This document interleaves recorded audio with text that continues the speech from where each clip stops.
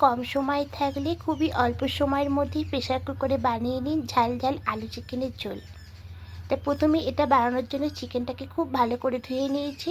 এবার এর মধ্যে গোলমরিচ পাউডার, ধনিয়া গুঁড়ো, জিরে গুঁড়ো, হলুদ গুঁড়ো আর লঙ্কার গুঁড়ো, আর কোনো কিছুই দেবো না।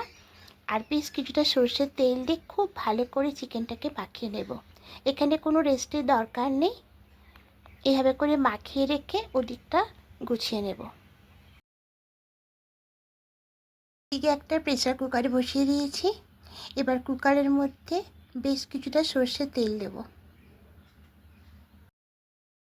এটা খুব ভালো করে গরম হয়ে গেছে। এবার তেলের মধ্যে গোটা গরম মশলা ফোড়নে দেব, দারুচিনি, এলাচ, লবঙ্গ আর দুটো তেজপাতা দেব। একটু নাড়াচাড়া করে নেব। একটা বড় সাইজের পেঁয়াজ পেস্ট করেছি, পেঁয়াজ পেস্টটা দিয়ে দেবো। দিয়ে একটু নাড়াচাড়া করে এখানে আদা রসুনের পেস্টটা দেব। আদার পেস্টটা একটু কম দেবো, রসুনের পেস্টটা একটু বেশি দেব। দিয়ে খুব ভালো করে সব কিছু কষিয়ে নেব। ভালো করে কষিয়ে নিয়েছি। এবার এখানে সিদ্ধ করা আলুগুলো দিয়ে দেবো।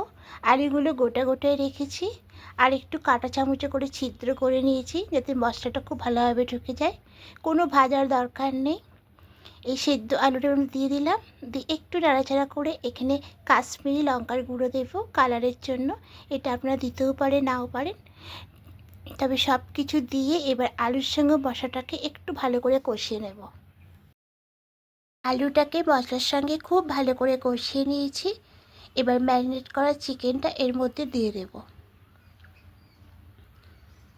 চিকেনটা দিয়ে আবার আলুর সঙ্গে খুব ভালো করে মিশিয়ে নেব।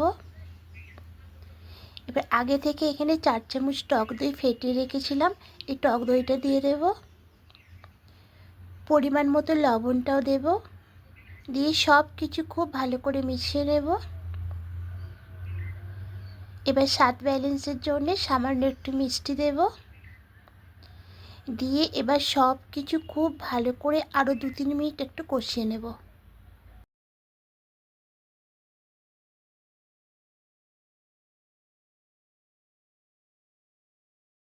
খুব ভালো করে কষিয়ে নিয়েছি। এবার যে পাত্রের মধ্যে চিকেনটা ম্যারিনেট করেছিলাম তার মধ্যে সামান্য একটু জল দেব। যেহেতু অনেকটাই মশলা লেগে আছে, ওই জলটা এর মধ্যে দিয়ে দেব। আর একটু জল দেব, যেহেতু আমি এখানে চিকেনের ঝোল বানাবো। যদি আপনারা ঝোল না বানিয়ে কষা করেন তাহলে না জল দিলেও হবে। এবার আরও ভালো করে সব কিছু মিশিয়ে নিয়ে এবার প্রেসার কুকারে ঢাকাটা আটকিয়ে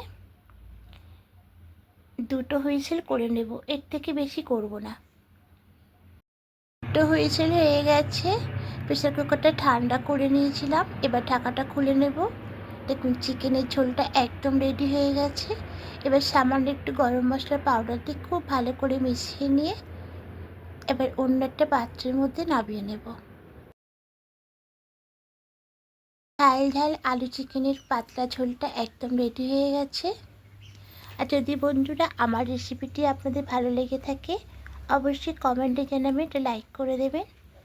যারা নতুন বন্ধুরা আছেন এখনও পর্যন্ত সাবস্ক্রাইব করেননি তাদের কাছে অনুরোধ রইল সাবস্ক্রাইব করে পাশে থাকার জন্য।